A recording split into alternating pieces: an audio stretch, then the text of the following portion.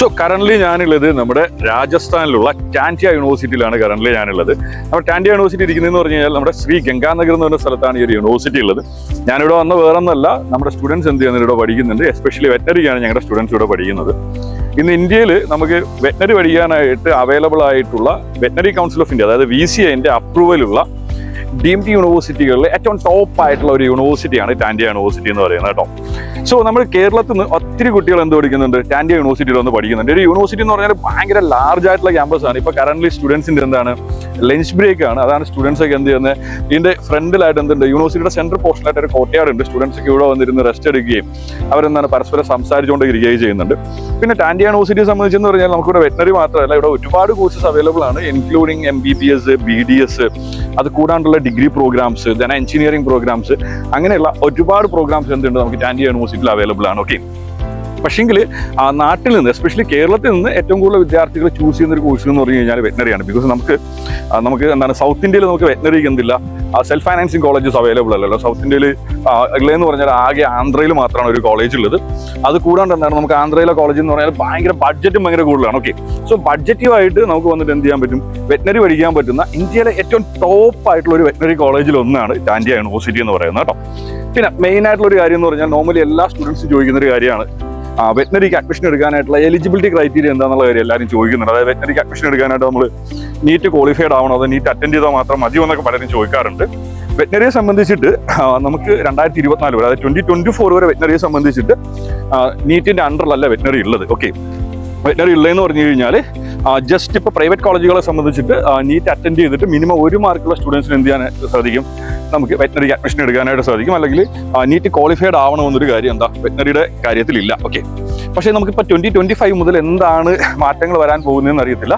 എന്തായാലും എന്താണ് നമുക്ക് ജസ്റ്റ് ഇപ്പോൾ നീറ്റ് ക്വാളിഫൈഡ് ആയതിനു ശേഷം നിങ്ങൾക്ക് എന്താണ് വെറ്റനറിക്ക് അഡ്മിഷൻ എടുക്കാനായിട്ട് നിങ്ങൾ പ്ലാൻ ചെയ്യുന്നുണ്ടെങ്കിൽ പോലും എന്ത് ചെയ്യാൻ പറ്റും, നമുക്ക് ടാൻഡിയ യൂണിവേഴ്സിറ്റി പോലുള്ള വളരെ ടോപ്പ് ആയിട്ടുള്ള പ്രൈവറ്റ് യൂണിവേഴ്സിറ്റീസിൽ നമുക്ക് എന്തെടുക്കാനായിട്ട് സാധിക്കും, നമുക്ക് വെറ്റനറിക്ക് മാനേജ്മെന്റ് കോട്ടയിലോ അല്ലെങ്കിൽ NRI കോട്ടയിലൊക്കെ നമുക്ക് അഡ്മിഷൻ എടുക്കാനായിട്ട് സാധിക്കും.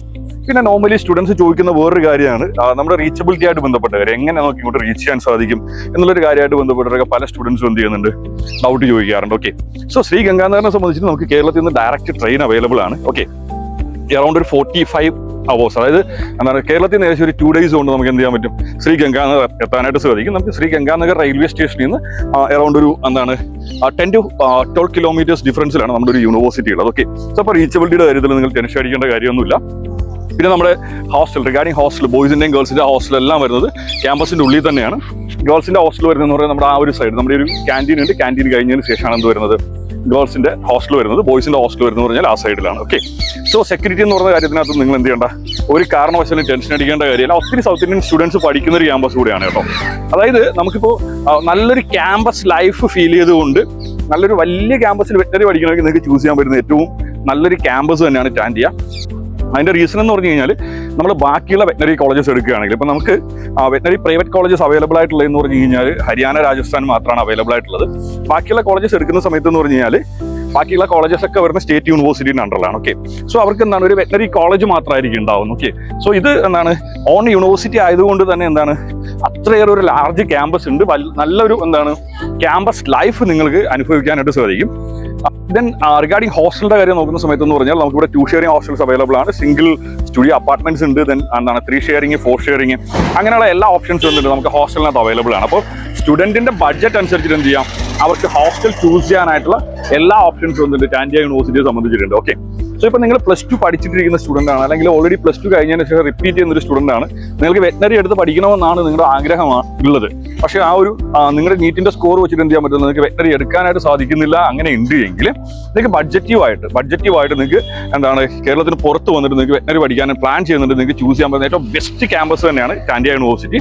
ഓക്കെ, സോ എന്താണ് ടാൻഡിയ യൂണിവേഴ്സിറ്റിയിൽ വെറ്റനറിക്ക് നിങ്ങൾ അഡ്മിഷൻ എടുക്കാനായിട്ട് പ്ലാൻ ചെയ്യുന്നുണ്ടെങ്കിൽ എന്ത് ചെയ്യുക, ഉറപ്പായിട്ടും സ്ക്രീൻ കാണുന്ന നമ്പറിൽ കോൺടാക്ട് ചെയ്യുക. എങ്ങനെയാണ് ഇവിടെ അഡ്മിഷൻ എടുക്കുന്നത്, ആപ്ലിക്കേഷൻ എങ്ങനെയാണ് പ്രോസസ് ചെയ്യുന്നത് എന്നതായിട്ട് ബന്ധപ്പെട്ടുള്ള എല്ലാ ഡീറ്റെയിൽസും നമ്മൾ നിങ്ങളായിട്ട് ഷെയർ ചെയ്യുന്നതായിരിക്കും. അപ്പോൾ എന്ത് ചെയ്യാം, പുതിയൊരു വീഡിയോയിൽ കാണുന്നവരേക്കും എല്ലാ കൂട്ടുകാർക്കും ബൈ ബൈ.